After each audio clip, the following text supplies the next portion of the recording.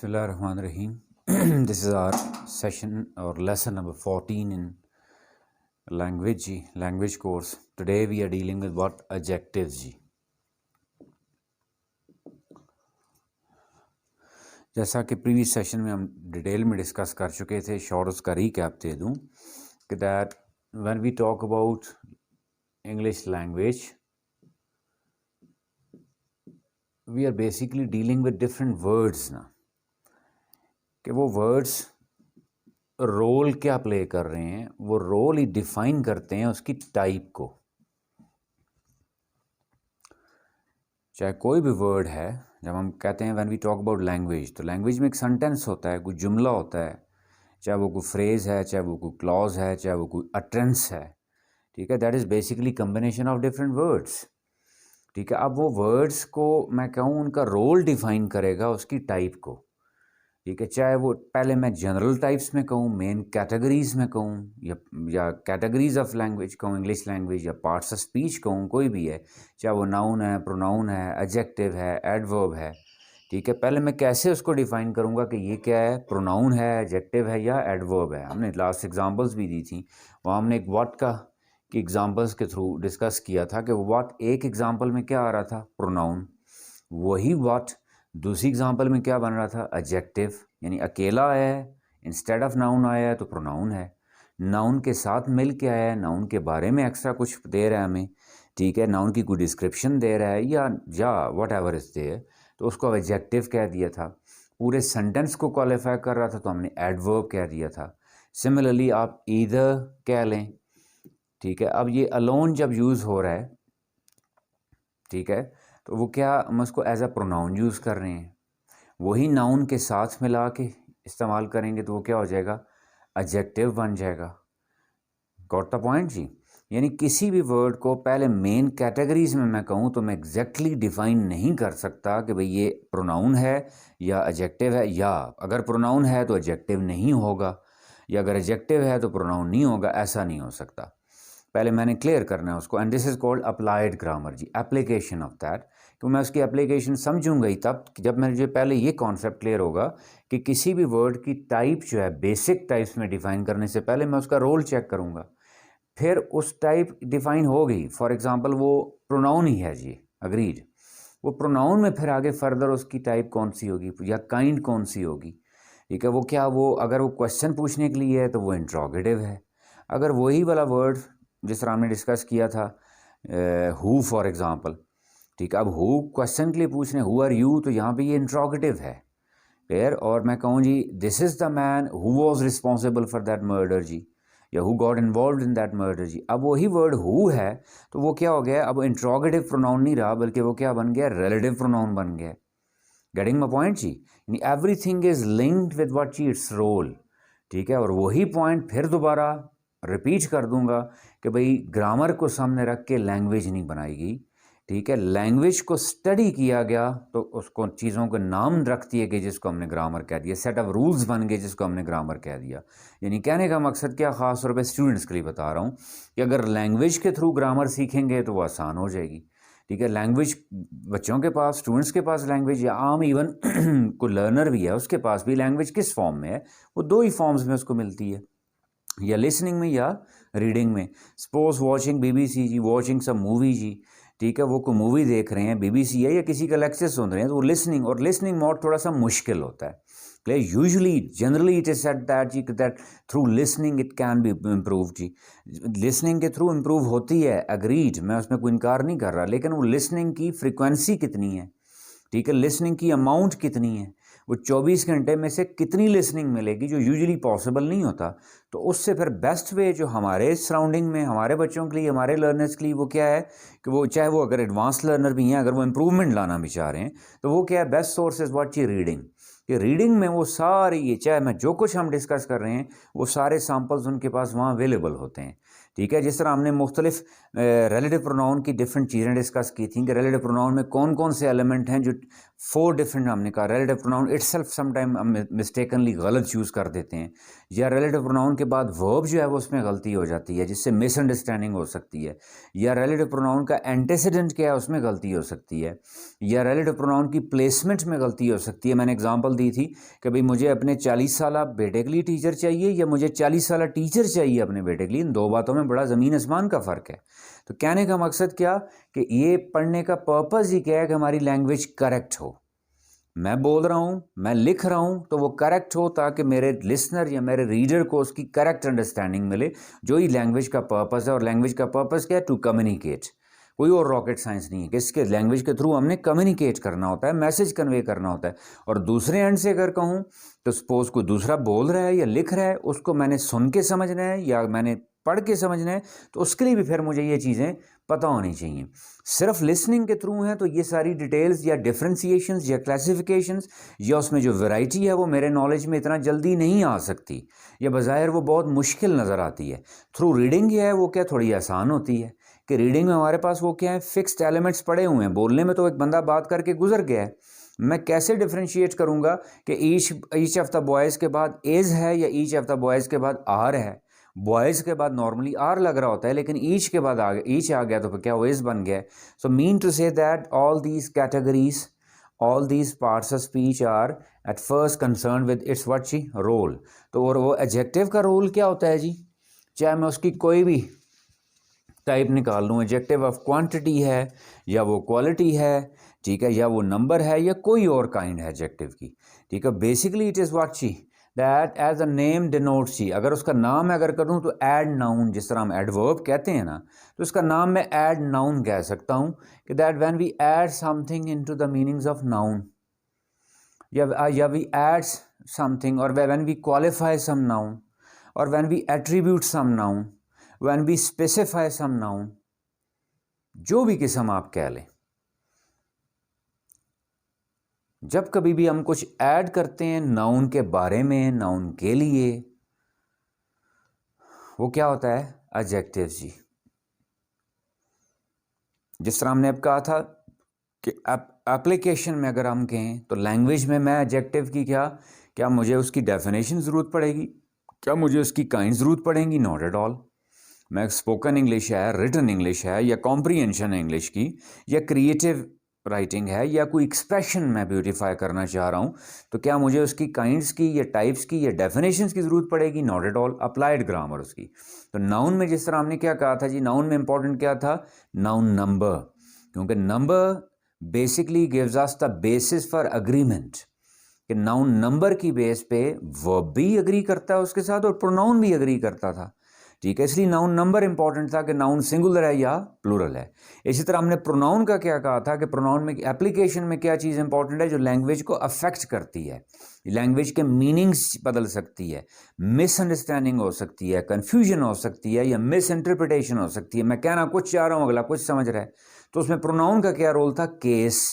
तो अब एडजेक्टिव का इसी तरह कह लें, वन वर्ड क्या है जी? इट्स प्लेस जी, प्लेसमेंट ऑफ एडजेक्टिव जी, एक बात। And second one is what जी? डिग्रीज। ये दो चीजें इसमें इंपॉर्टेंट हैं। प्लेसमेंट थोड़ी आसान है, उसको पहले डिस्कस कर लेते हैं, उसके एक दो पॉइंट्स ही हैं इंपॉर्टेंट, कि यूजुअली वी प्लेस एडजेक्टिव्स जी बिफोर नाउन, जिसको हम एट्रीब्यूटिव एडजेक्टिव कह देते हैं, यानी good boy, tall boy, bad boy. ये मैं जितने भी गुड, टॉल, बैड एडजेक्टिव्स हैं, और ये सारे मैं क्या रख रहा हूं? नाउन से पहले। गेटिंग द पॉइंट जी? और इनको हम क्या कहते हैं? एट्रीब्यूटिव जी।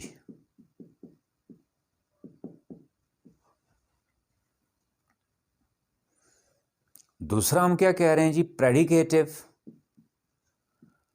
जिस तरह नाम से ही पता चल रहा है कि यानी वो एडजेक्टिव्स क्या होंगे? नाउन के बाद में। अब यूजुअली मैंने क्या कह दिया, सारे एडजेक्टिव्स जो होते हैं वो यूजुअली नाउन से पहले होते हैं। इसका मतलब है यूजुअली अगर नाउन से पहले होते हैं तो जो नाउन के बाद हैं वो कुछ ही होंगे। वो कुछ कौन से हैं जी, हम उनको देख लेते हैं। उसमें देख लें नंबर 1 जी, when there is copula ji.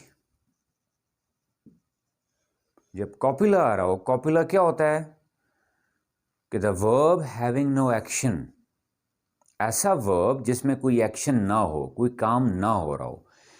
For example ji, B की जितनी भी फॉर्म्स हैं, बी की फॉर्म्स कौन कौन सी हैं जी, is am are, was were and been।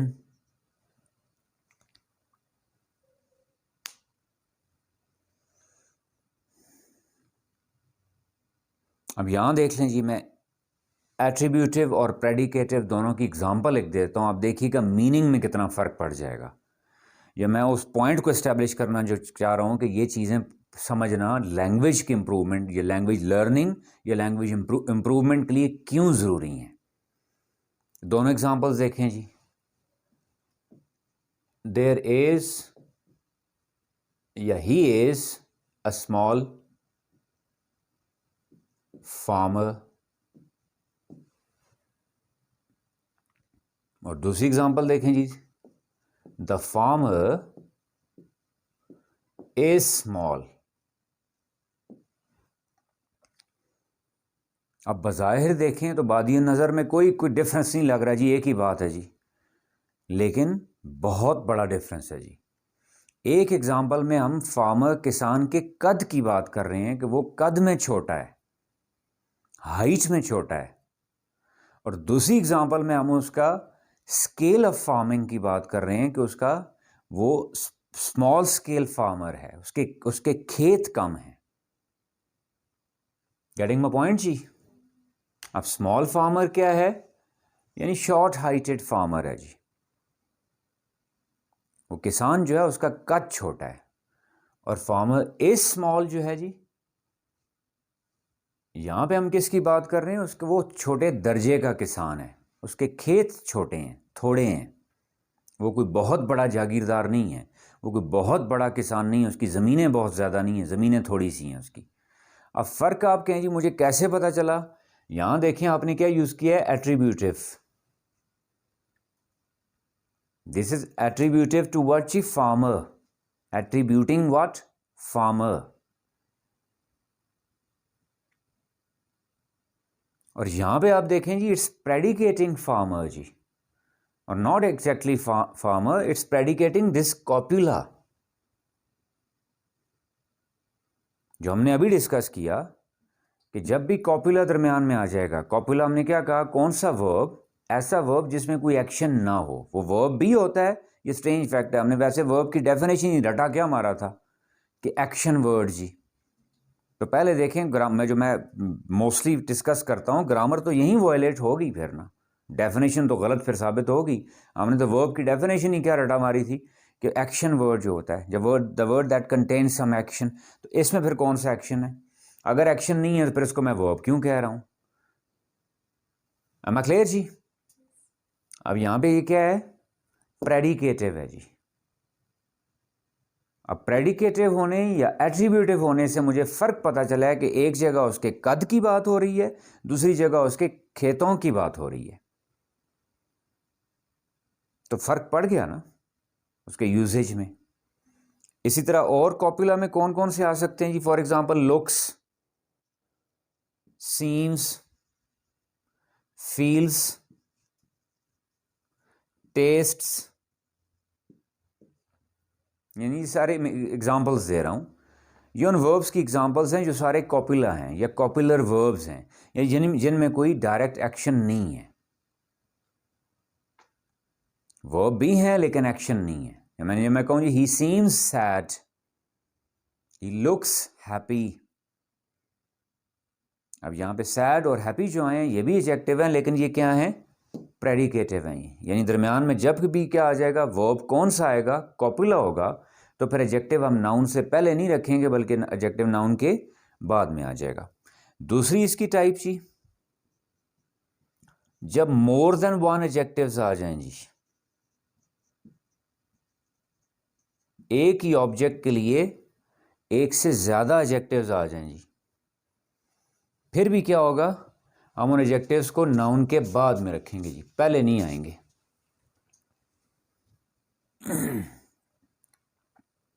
For example जी, द डेयरिंग एंड फियरलेस जी,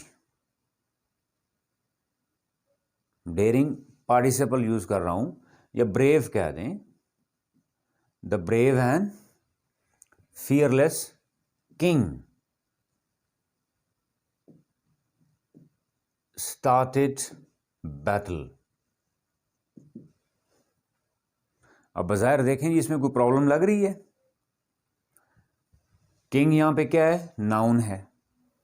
ये ब्रेव और फियरलेस क्या यूज हो रहे हैं, एडजेक्टिव्स हैं, जो दोनों उसके क्या रखे हुए हैं पहले। लेकिन ये गलत है। अब इसमें देखिएगा ज़रा कंफ्यूजन क्या हो सकती है फॉर फॉरेन या सेकंड लैंग्वेज यूजर जी। वो इससे मुराद क्या ले सकता है, द ब्रेव कोई एक बंदा है और फियरलेस किंग कोई दूसरा बंदा है, यानी उसके लिए दो एंटिटीज बन जाती हैं ये। अगर उसको फियरलेस के या ब्रेव के मीनिंग नहीं आते तो वो इससे यही मुराद लेगा कि ये कोई एक एंटिटी वन है, ऑब्जेक्ट वन है, ये ऑब्जेक्ट टू है। हालांकि मैं एक ही बंदे के लिए दोनों इस्तेमाल कर रहा हूं, उसे क्या लगेगा ये दो अलग बंदे हैं। या इसके मैं अगर मीनिंग भी करूं तो इसके दो, फिर मतलब ही इसका यही बनेगा कि कोई फियर या डेयरिंग पर्सन कोई और है, ब्रेव पर्सन कोई और है, और फियरलेस किंग कोई और है। इसका मीनिंग ये बनेगा, यानी उन दोनों ने मिलकर क्या किया, बैटल शुरू की। हालांकि मैं ये कहना चाह रहा हूं नहीं, मैं तो एक ही किंग की दो क्वालिटीज बता रहा हूं। तो ये फिर करेक्ट क्या होगा जी, the king brave and fearless जी स्टार्टेड बैटल जी। अब ये करेक्ट होगा। अब मेरा लिसनर या मेरा रीडर जो है वो इसको इजीली समझ जाएगा कि ये जो चाहे ब्रेव है चाहे फियरलेस है, वो इसी किंग के बारे में कहा जा रहा है जी। ये प्रेडिकेट है उसी किंग का। गॉट माय पॉइंट जी। बज़ाहिर आप देखें तो छोटी सी बात लगती है, लेकिन एक्चुअली डीपली इसको देखें तो मीनिंग ही बदल जाएंगे। सपोज मैं कोई बुक लिख रहा हूँ, कुछ और है, ठीक है, कल कोई बंदा ऐसा जो लैंग्वेज में इतना एक्सपर्ट नहीं है वो उस बुक को पढ़ रहा है, ठीक है, या उसकी इतनी ग्रिप नहीं है लैंग्वेज पे, तो वो इससे, या उसको इसके मीनिंग नहीं क्लियर हैं, या किसी भी लिहाज से आप कह लें तो, और उसके मतलब फिर यही बनते हैं कि ब्रेव कोई और बंदा है और फियरलेस किंग कोई और बंदा है। इसलिए मुझे फिर क्या, ब्रेव और फियरलेस इन दोनों एडजेक्टिव्स को नाउन के बाद रखना पड़ेगा जी। am I clear ji?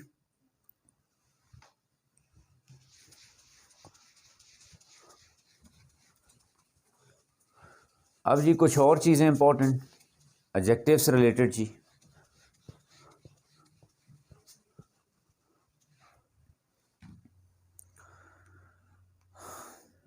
Degrees की अगर बात करूं जी,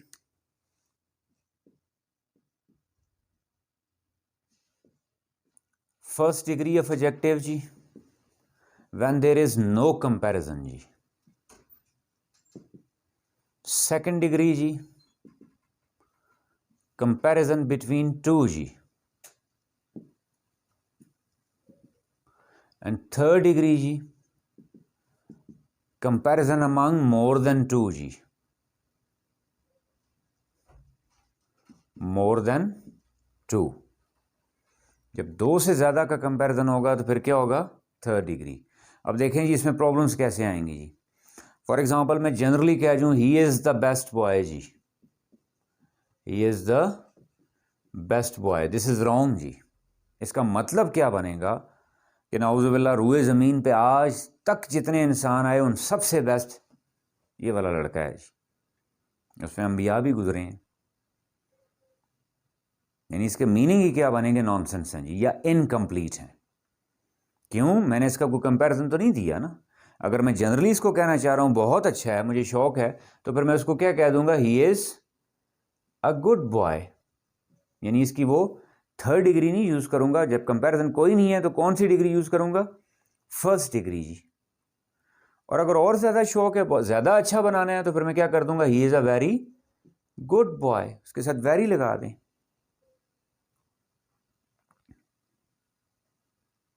आमा क्लियर जी? अब जी जब दो की बात हो रही होगी तो उसमें याद रखिएगा जी, सेकंड कंपैरिजन में एक तो हम यूज़ करते हैं कंपैरेटिव देन, लेकिन ये हमेशा कंपैरेटिव देन नहीं आएगा, ध्यान में रखिएगा, टू भी आ सकता है, वो मैं बताऊंगा अभी। और दूसरी बात क्या है कि दो का कंपैरिजन मौजूद हो, अगर नहीं है तो मिनिमम उसके साथ क्या आना चाहिए?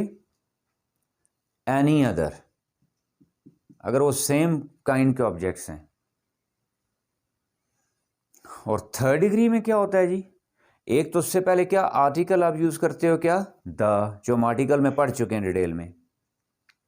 थर्ड डिग्री के साथ क्या आता है? द। और दूसरी बात क्या, उसके साथ क्या आएगा? Of all. ऑफ ऑल जी। यहां मैं कह सकता था कि he is the best boy of all जी। ऑफ ऑल से मुराद क्या है कि वो कोई ना कोई कम, ऑफ ऑल क्लास होगा, तो ग्रुप होगा, फैमिली होगी, या जो प्रेजेंट है मेरे सामने। अब कुछ सेंस कंप्लीट हो जाती है कि कुछ बच्चे मौजूद हैं, तो मैं उसमें क्या कह रहा हूं कि he is the best boy of all जी। am I क्लियर जी? इसी तरह जब मैं कंपैरिजन दूंगा दो का, तो फिर मैं क्या कहूंगा जी? He is better then,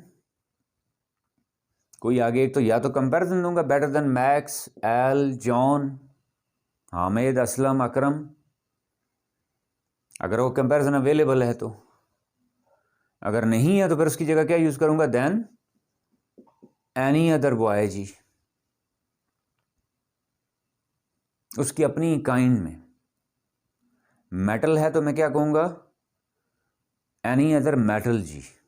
boy है तो एनी अदर बॉय, गर्ल है तो any other girl, any other human.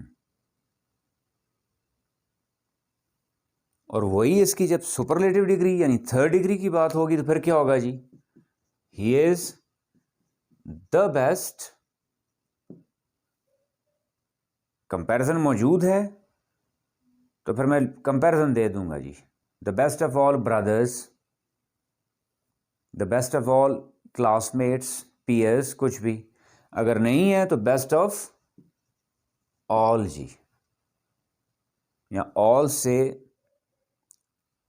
Itself evident है कि ये ऑल से मुराद उसकी अपनी काइंड है जी, वो current kind. am I clear जी? यानी एडजेक्टिव की हमने डिग्रीज तभी यूज करनी है जब कंपैरिजन हो। जब कंपैरिजन है ही नहीं है तो फिर क्या यूज करूंगा? First degree. जब दो का कंपैरिजन है फिर क्या यूज करूंगा? Second degree. दो से ज्यादा का कंपैरिजन है फिर तब यूज करूंगा क्या? Third degree. अदरवाइज जनरली अगर मैं कह दूं जी कि द बेस्ट जी, तो किस से द बेस्ट जी? जनरली फिर उसके लिए वेरी गुड यूज कर दूंगा मैं। am I clear up till here जी? अब इसी में दो वर्ड्स आते हैं, ऑल एंड होल। ऑल आता है नंबर के लिए जी, एंड होल आता है जनरल क्वांटिटी के लिए।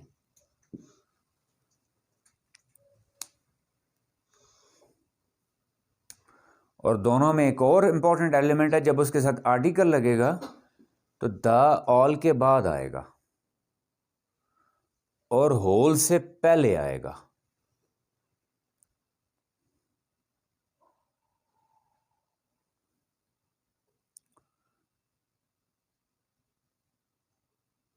am I क्लियर जी?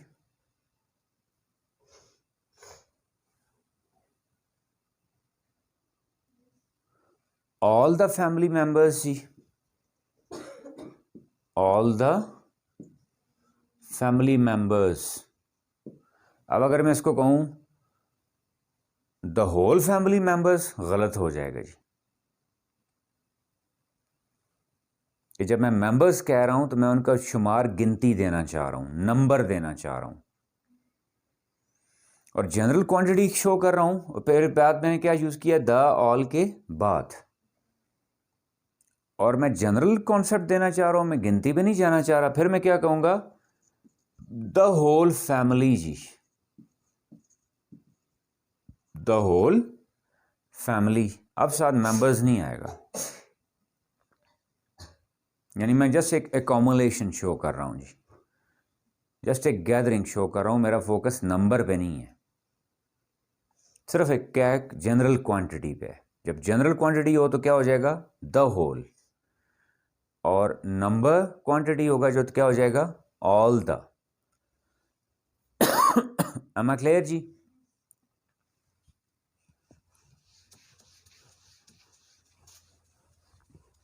अब इसी में देख लें, मैंने सेकंड डिग्री के लिए अभी क्या कहा था कि उसके बाद क्या यूज करना है, देन। लेकिन अब कुछ एडजेक्टिव्स ऐसे हैं, for example ending in IOR, जो लैटिन से बोरोड वर्ड्स होते हैं, और ending in LE, got it जी, इनके बाद देन नहीं आएगा, बल्कि क्या आएगा, टू आएगा जी। He is junior than me, this is wrong जी, करेक्ट क्या होगा, he is junior to me, he is preferable और रिस्पेक्टेबल, देन मी नहीं होगा, क्या होगा जी, टू मी। क्यों, ये इनके कंपैरिजन नहीं है, ये लैटिन बोरोड वर्ड्स हैं, और ये ऐसे एडजेक्टिव्स हैं जिनमें कंपैरिजन होता ही नहीं है, यानी जिनकी कोई सेकंड थर्ड डिग्री नहीं है, या जिनकी कोई फर्स्ट सेकंड थर्ड 3 डिग्रीज नहीं है, बस एक ही है। इसी में एक एक्सटेंशन कर दें कि कुछ वर्ड्स ऐसे हैं फिर जिनमें, और भी लैटिन वर्ड्स ऐसे हैं जिनमें कोई कंपैरिजन नहीं है। फॉर एग्जांपल एक्सेलेंट जी, अब मैं एक्सेलेंट को मोर एक्सेलेंट या द मोस्ट एक्सेलेंट नहीं कह सकता जी, परफेक्ट आप कह लें जी, द मोर परफेक्ट या द मोस्ट परफेक्ट नहीं हो सकता वो जी। ये ऐसे लैटिन बॉर्डर वर्ड्स हैं एडजेक्टिव्स हैं ये, लेकिन इनकी डिग्रीज नहीं होती जी।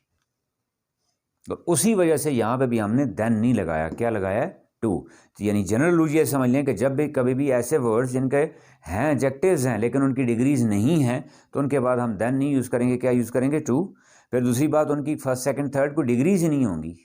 एक्सेलेंट, परफेक्ट, राउंड आप फॉर एग्जाम्पल कह लें। अब मैं मोर राउंड या द मोस्ट राउंड नहीं कहूँगा उसको जी, राउंड राउंड होता है जी। स्क्वेयर है तो उसको द मोर स्क्वेयर या द मोस्ट स्क्वेयर नहीं कहूँगा जी, स्क्वेयर स्क्वेयर होता है जी, उसकी कोई डिग्रीज नहीं है। यानी कॉन्सेप्ट क्या क्लियर किया कि एडजेक्टिव में ज़रूरी नहीं है कि हर एडजेक्टिव की डिग्रीज हों जी। जब उनकी डिग्रीज नहीं है तो इसका मतलब उनका कंपैरिजन ही नहीं एग्जिस्ट करता जी। और डिग्रीज होती ही किसके लिए हैं, कंपैरिजन के लिए। जिस तरह हमने क्या कहा, small smaller smallest, big bigger biggest जी। अब आ जाए जी इसमें मोर और मोस्ट पे जी, कि ये कब ज़रूरत पड़ती है जी। ऐसे एडजेक्टिव्स, ये मोर मोस्ट इटसेल्फ आप कहें तो ये एडवर्ब्स हैं, ये इटसेल्फ क्या हैं, एडवर्ब्स हैं। लेकिन ये एडजेक्टिव की सेकंड या थर्ड डिग्री बनाने की, मोस्टली आपने देखा होगा एडजेक्टिव्स जो है उनकी सेकंड डिग्री किससे होती है, ER, और थर्ड डिग्री किससे होती है, EST से। और ये कौन से एडजेक्टिव्स होते हैं, जो मोनोसिलेबिक हों, मोस्टली मैं कह रहा हूं, मोस्टली जो मोनोसिलेबिक, जिनका एक हिजा हो, जिस तरह फास्ट, तो क्या हो जाएगा, फास्टर, फास्टेस्ट। और जो डायासिलेबिक यानी एक से ज़्यादा जिनमें सिलेबल आ जाएं, तो मोस्टली उनकी सेकंड थर्ड डिग्री किससे बनाते हैं, मोर और मोस्ट से। फॉर एग्जांपल ब्यूटीफुल जी, तो क्या हो जाएगा, मोर ब्यूटीफुल और द मोस्ट ब्यूटीफुल। ऑनेस्ट जी, the more honest the most honest जी। एम आई क्लियर जी? चूँकि ये ऑलरेडी करंट एग्जिस्टिंग एडजेक्टिव के साथ इस्तेमाल होते हैं, तो ये क्या हैं जी, एडवर्ब्स हैं।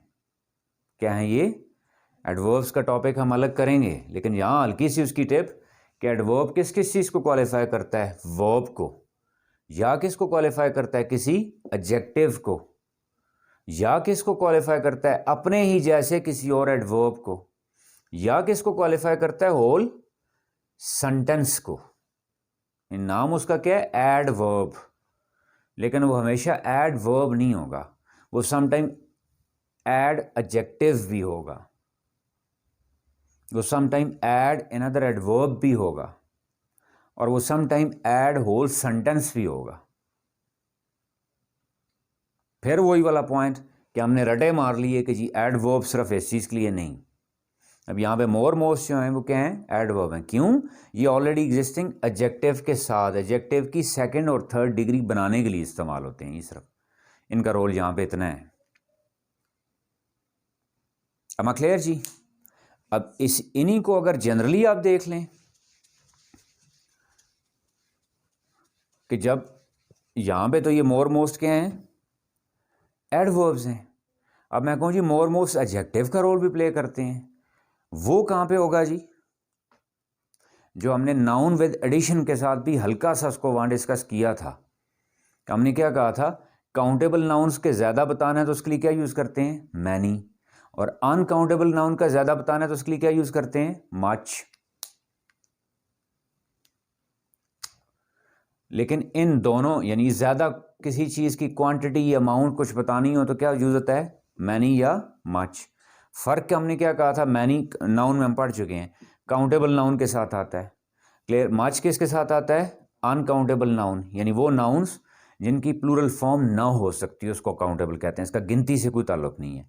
और इन दोनों की जो अब ये एडजेक्टिव्स हैं, तो इन दोनों के एडजेक्टिव क्या है, जब अलोन यूज़ हो रहे हैं, यानी किसी चीज़ की क्वालिटी बता रहे हैं या एट्रीब्यूट कर रहे हैं उसको, तो इन दोनों की सेकंड और थर्ड डिग्री क्या है जी, मोर और मोस्ट। इसी तरह हमने कम के लिए कौन सा पढ़ा था जी, किसी भी चीज़ की अमाउंट कम बतानी है जी, या क्वांटिटी कम बतानी है, तो उसके लिए हमने क्या कहा था, अ फ्यू और a little ji. A few हमने क्या कहा था, किसके लिए यूज होता है जी, काउंटेबल नाउन्स के साथ, और अ लिटिल किसके साथ, अनकाउंटेबल नाउन्स के साथ। काउंटेबल कौन से, जिनकी प्लूरल फॉर्म हो सकती हो इंग्लिश में, गिनती में नहीं, जिस तरह बॉय से बॉयज। अनकाउंटेबल कौन सी, जिनकी इंग्लिश में ना हो सकती है, मनी, उसका प्लूरल मनीज नहीं हो सकता, तो उसके साथ क्या आएगा, अ लिटिल। अब जब ये एज एडजेक्टिव यूज हो रहे हैं तो फिर इनकी सेकंड और थर्ड डिग्री क्या होगी, फ्यू की क्या हो गई, फ्यूअर और फ्यूएस्ट। लिटिल की क्या होगी, लेस और लीस्ट। अब इनके यूजेज में, एप्लीकेशन में कहूं मैं, अप्लाइड ग्रामर, स्पोकन इंग्लिश है, रिटन इंग्लिश है, वहां कहां प्रॉब्लम्स पड़ती हैं जी, जब मैं क्या कह रहा हूं कि मैं मच की जगह मैनी यूज कर दूं, गलत हो जाएगा। am I क्लियर जी, there are much boys in the class जी, ये गलत है जी, तो क्या हो जाएगा, देयर आर मैनी बॉयज, और there is much water in the tank जी, अब ये ठीक है, मैनी वाटर नहीं हो सकता। ये कंपैरिजन में देख लें मैं कैसे गलती कर रहा हूं कि this class has the fewest boys than that class जी। अब दो क्लासेस का कंपैरिजन कर रहा हूं ना, फिर डिग्री मुझे कौन सी यूज करनी है, second. This class has fewer boys than that class, या मैं इनको आपस में अगर मिक्सअप कर दूं, this class has less boys than, अब लेस बॉयज हो सकता है जी, नहीं, बॉयज तो काउंटेबल नाउन है, उसके साथ लेस नहीं आएगा बल्कि क्या आएगा, फ्यूअर आएगा। इसी तरह वाटर है तो मैं फ्यूअर वाटर नहीं कहूंगा, क्या कहूंगा, less water. am I clear जी, फलां country has the least water resources होगा या द फ्यूएस्ट वाटर रिसोर्सेज होगा, सोच के बताइएगा जी, फ्यूएस्ट। क्यों? अब मैंने वाटर नहीं कहा, मैंने क्या कहा है? रिसोर्सेस। तो अब रिसोर्सेस क्या है? काउंटेबल नाउन है, तो उसके साथ क्या होगा? फिर फ्यूएस्ट आएगा ना। खाली वाटर है तो उसके साथ क्या आएगा? लीस्ट आएगा। लेकिन वाटर रिसोर्सेज है तो फिर क्या हो जाएगा? Fewest. Are you getting my point जी? अब आपने देखा है ये छोटी छोटी चीज़ें हैं, लेकिन ये लैंग्वेज में स्पोकन इंग्लिश है, रिटन इंग्लिश है, मिस्टेक्स होगी नहीं होगी? इसी तरह अब क्या कहा था? आ फ्यू और खाली फ्यू में फ़र्क है। जब मैं नेगेटिव सेंस देना चाह रहा हूं तो फिर मैं क्या कहूँगा? देर आर फ्यू बॉयज़, यानी ना होने के बराबर हैं। और थोड़े बहुत हैं तो फिर क्या कहूँगा? आ फ्यू। और इसी को स्पेसिफाई करना चाहूँगा तो फिर क्या कर दूंगा? द लगा दूंगा साथ। The few boys that were there in the class has left. वो थोड़े बहुत बच्चे जो क्लास में थे वो भी चले गए। अब ना ये फ्यू रहा है ना ये अ फ्यू रहा है, अब क्या बन गया? ये द फ्यू है, वही एडजेक्टिव है, लेकिन उसी एक एडजेक्टिव की तीन डिफरेंट फॉर्म्स हैं, तीन डिफरेंट शेप्स हैं। यानी जब मैंने नियर टू नन कहना है तो फिर कहूँगा फ्यू, थोड़े बहुत कहना है तो फिर क्या कहूँगा? अ फ्यू, और ख़ास थोड़े कहना है तो फिर क्या कहूँगा? The few. जो आर्टिकल यूजेज हमने पढ़ा था, द किस लिए आता है? टू स्पेसिफाई समथिंग जी। Am I clear up here जी?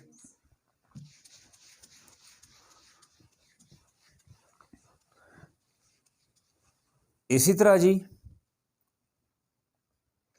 अब मैं कहूँ एडजेक्टिव्स में,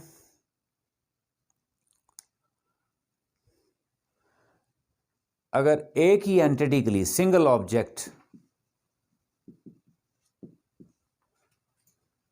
की दो क्वालिटीज का आपस में ही कंपैरिजन हो रहा है जी, तो फिर मैं ई आर फॉर्म नहीं यूज करूंगा, मोर यूज करूंगा उसके साथ जी।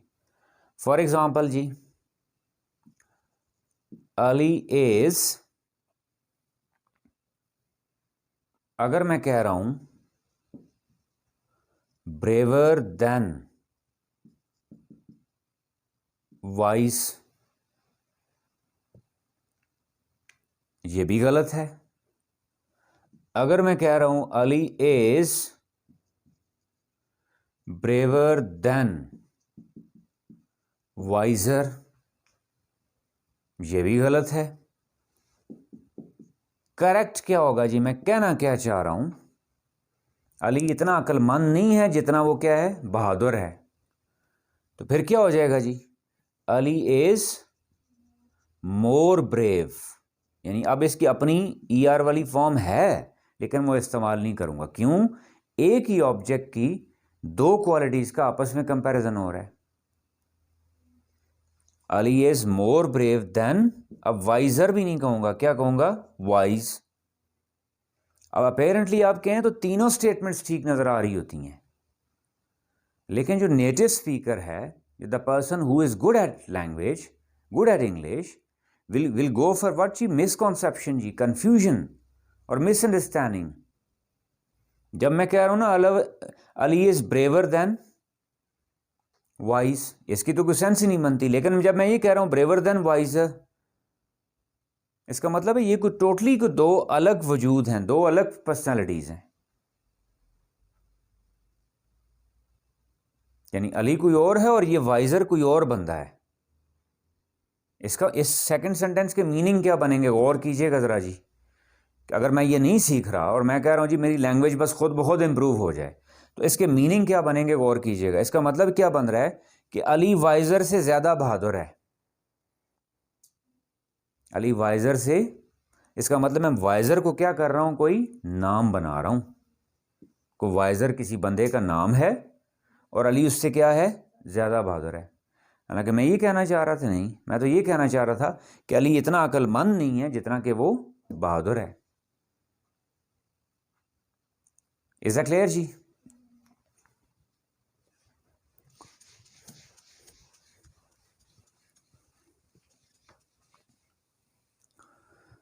सिमिलरली जी, the difference between some and any.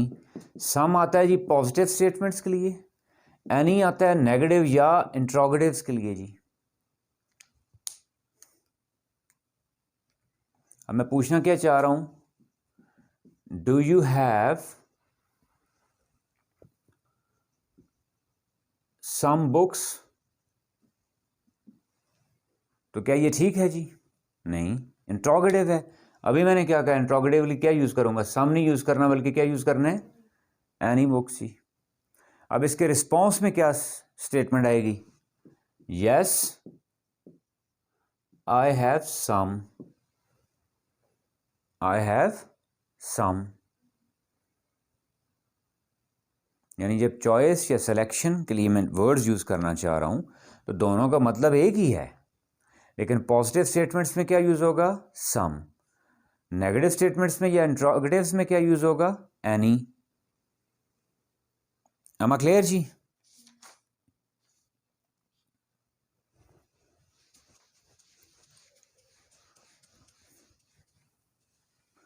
इसी में नेक्स्ट जी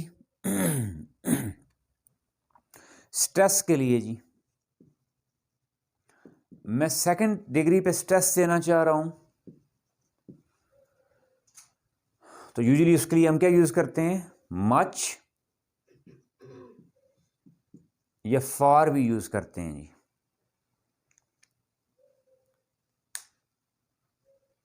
मच या far. Ali is better than Hamid जी, अब नॉर्मली यूज किया मैंने, अब स्ट्रेस देना चाह रहा हूं तो फिर मैं क्या यूज करूंगा, much better, Ali is much better than Hamid, या Ali is far better than Hamid जी, या दोनों को जोड़ के बहुत शौक है और ज्यादा स्ट्रेस देना है तो फिर फार मच को इकट्ठा भी कर सकता हूं, Ali is far much better than जी हामिद। यानी सेकंड डिग्री पे स्ट्रेस देना है तो क्या यूज करेंगे, मच या फार या दोनों। और थर्ड डिग्री क्या यूज होता है, बाय फार जी। Ali is by far the best of all जी, Ali is by far the best of all.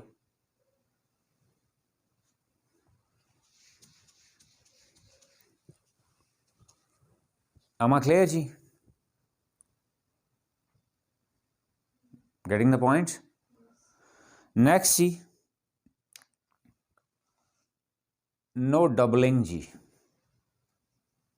ये लैंग्वेज में बार बार ये टॉपिक आएगा, यानी फॉर एग्जांपल जी दो डबल नेगेटिव्स इकट्ठे नहीं कर सकते, जिस तरह हमने पीछे डिस्कस किया था, अनलेस और आगे उसके बाद डोंट नहीं आएगा जी, क्योंकि अन के अंदर ही नो के मीनिंग्स हैं, तो जब अनलेस आ गया तो फिर आगे डोंट नहीं आएगा, इसको हम क्या कहते हैं, डबलिंग जी। तो यहाँ पे डबलिंग से क्या मुराद है कि दो कंपैरेटिव डिग्रीज या दो सुपरलेटिव डिग्रीज इकट्ठी हम नहीं कर सकते जी। For example, he is more taller than his brother, ये गलत होगा जी। क्यों, मैंने मोर भी यूज कर दिया और टॉलर भी यूज कर दिया, ये रेगुलर एडजेक्टिव है, इसकी अपनी ER वाली फॉर्म है, जब अपनी फॉर्म है तो उसके साथ मोर लगाने की जरूरत नहीं है जी, ये गलत होगा जी। या इसी तरह मैं कहूं he is the most tallest जी, तो द मोस्ट टॉलेस्ट नहीं आएगा जी, टॉलेस्ट इटसेल्फ थर्ड डिग्री है तो इसके साथ मोस्ट लगाने की जरूरत नहीं है।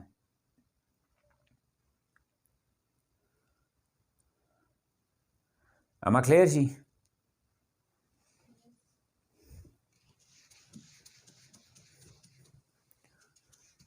फिर इसी तरह जी सेम डिग्रीज आनी चाहिए जी जब मैं कंपैरिजन दे रहा हूं, ये ना हो कि एक ऑब्जेक्ट की एक क्वालिटी मैं सेकंड डिग्री यूज कर रहा हूं और दूसरी क्वालिटी में मैं थर्ड डिग्री यूज कर रहा हूं, सेम होनी चाहिए जी। For example, he is the most honest and rich of all जी। अब यहां मैंने क्या यूज किया जी, ऑनेस्ट एक एडजेक्टिव यूज किया और एक क्या, रिच। ऑनेस्ट में मैंने क्या, द मोस्ट लगा दिया, तो ये कौन सी डिग्री बन गई, थर्ड, और रिच कौन सी है, फर्स्ट, और एक ही बंदे के लिए इस्तेमाल कर रहा हूं ना, तो फिर दोनों मैंने इक्वल रखनी है जी। तो फिर दूसरी क्या हो जाएगी, he is the most honest and richest जी, रिच गलत होगी जी, इट विल बी व्हाट जी, richest ji.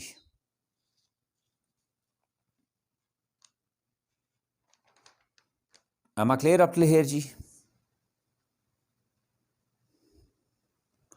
Then ji,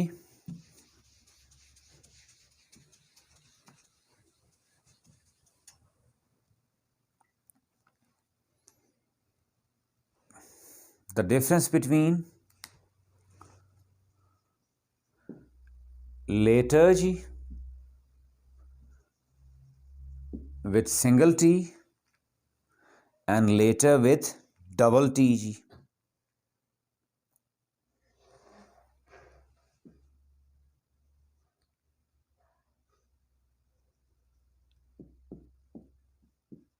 Single T later will be there with third degree what जी, latest जी,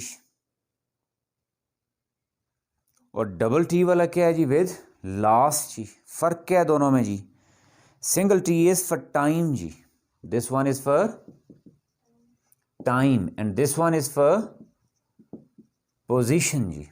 अब लिखने में खास तौर पे जी, वक्त के हिसाब से मैं कहूं जी वो मेरे बाद आया, तो फिर मैं क्या कहूंगा, ही केम लेटर देन आए, ही केम लेटर देन आए। और न्यूज़ है जो सबसे टाइम में सबसे बाद में आई है, तो मैं क्या कहूँगा जी, द लेटेस्ट न्यूज़ जी। द लास्ट न्यूज़ नहीं होगा, वो गलत हो जाएगा।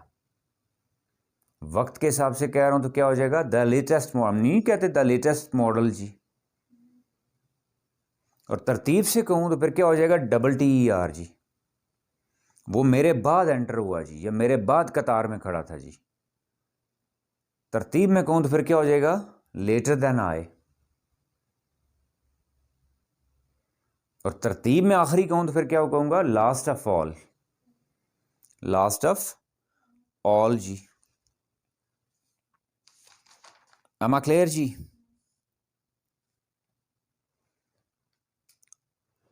Similarly जी, many और a many, हमने पहले पीछे पे खाली क्या पढ़ा था, मैनी, और मैनी और मच का डिफरेंस। अब मैं क्या कह रहा हूं, मैनी और अ मैनी। मैनी के बाद क्या होगा जी, सिंगुलर, चाहे वो नाउन है तो वो भी सिंगुलर, वर्ब है तो फिर वो भी क्या, सिंगुलर जी। मैनी या मैन नहीं होगा, बल्कि क्या होगा, मैनी या मैन वॉज प्रेजेंट जी। आगे अगर प्रोनाउन है तो फिर वो भी क्या होगा, सिंगुलर, वही अग्रीमेंट जिस तरह हमने नाउन में पढ़ा था जी। मैनी या मैन नहीं होगा जी, मैनी या मैन, यानी मैन सिंगुलर है तो आगे फिर वर्ब भी क्या आएगा, सिंगुलर। इसी को अब उल्टा कर दें, a many ji, a many है तो फिर उसके बाद क्या आएगा, मैन, वो भी फिर क्या होगा, प्लूरल, वर।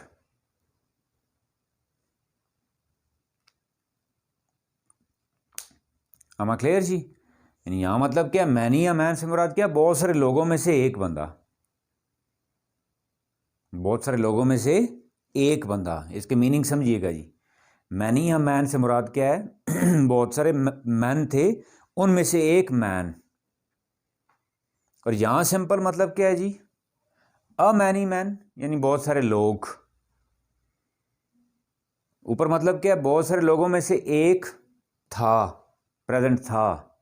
और यहां मुराद क्या है जी, बहुत सारे लोग प्रेजेंट थे। अब इवन आप उर्दू में भी देखें, आप फर्स्ट वन को क्या सिंगुलर कर रहे हो, यहां क्या कर रहे हो, प्लूरल जी। यानी इसके बाद क्या आएगा, प्लूरल, यानी आगे नाउन है तो वो भी प्लूरल आएगा, वर्ब है तो वो भी प्लूरल आएगा, आगे प्रोनाउन है तो वो भी क्या आएगा, प्लूरल आएगा। डिफरेंस सिर्फ क्या है जी, अ का, एक में अ पहले यूज हो रहा है और एक में अ बाद में यूज हो रहा है। मीन टू से अगर मैं ये डिफरेंसेस नोट नहीं कर रहा, don't you think that I will be there with certain mistakes in my language जी। For whom, specifically for native speaker जी। अगर मैं बोल रहा हूं तो नेटिव स्पीकर को ये बात गलत समझ आएगी, उल्टी समझ आएगी। क्लियर? जब मैं लिख रहा हूं तो वो रीडर जो है मेरा उससे कन्फ्यूजन का शिकार होगा। और फिर दूसरी बात, मैं लर्नर हूं तो मुझे कैसे डिफरेंस पता चलेगा कि सपोज एक नेटिव स्पीकर ने मैनी आ बोला है और दूसरी जगह उसने अ मैनी बोला है, तो इन दोनों बातों में फ़र्क क्या है? तो mean to say that I need to learn all these structures जी। जो हम पहले दिन से क्या डिस्कस करते आ रहे हैं, स्ट्रक्चर्स। उस स्ट्रक्चर्स में पहले हमने क्या ऐड किया था? हेल्पिंग वर्ब और वर्ब। फिर के साथ नाउन भी आ गया, फिर प्रोनाउन भी आ गया, फिर आर्टिकल, और अब हम किसकी डिस्कस कर रहे हैं? एडजेक्टिव्स को जी। That's all for today.